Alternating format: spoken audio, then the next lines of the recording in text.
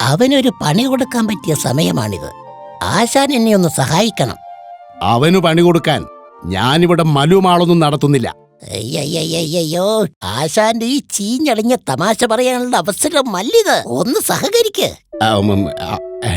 എങ്കിൽ വാ.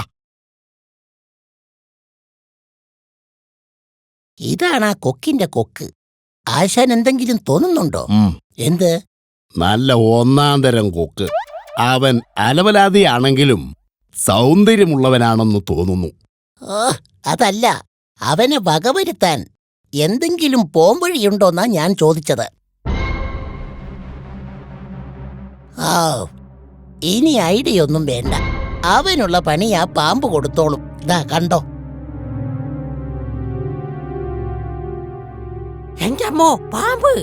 എന്തുവാടേ ഇത്? സമാധാനമായി നീന്താൻ സമ്മതിക്കില്ലേ നീ?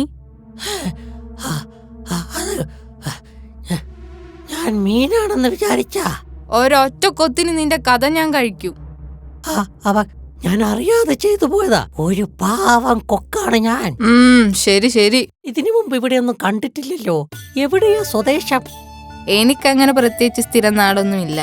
ഇന്ന് ഇവിടെയാണെങ്കിൽ നാളെ മറ്റൊരിടം. നിങ്ങൾ വെള്ളത്തിനടിയിലായിരുന്നല്ലോ. വല്ല തടിമിടുക്കമുള്ള മീനുകളും ഉണ്ടോ അകത്ത്? ഉണ്ടെങ്കിൽ കിട്ടിയാൽ അകത്താക്കാമായിരുന്നു. എടോ, മീനിനെ വേണമെങ്കിൽ ഊളിയിട്ട് പിടിക്ക്. നല്ല യമണ്ടൻ കൊക്കില്ലേ തനിക്ക്? വിരോധമില്ലെങ്കിൽ മീനിനെ പിടിച്ചു തന്നാൽ വലിയ ഉപകാരമായേനെ. പിന്നെ എനിക്കതല്ലേ പണി. ഇനിയിപ്പോൾ എന്താ ചെയ്യാ?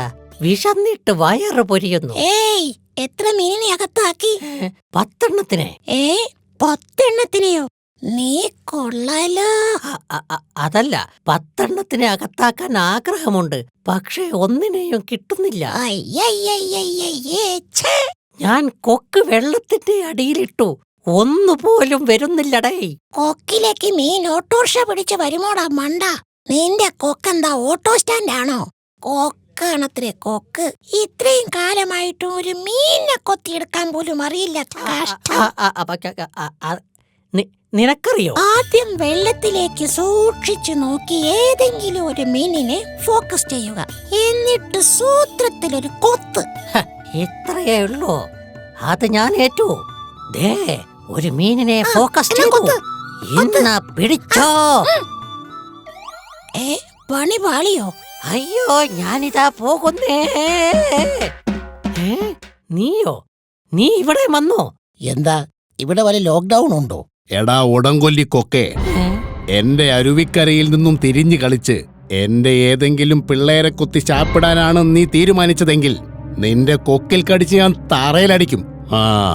നിനക്കറിയില്ല ഈ കിങ്കര മീനെ. ചിമ്പമീനെ പറഞ്ഞു കൊടുക്ക.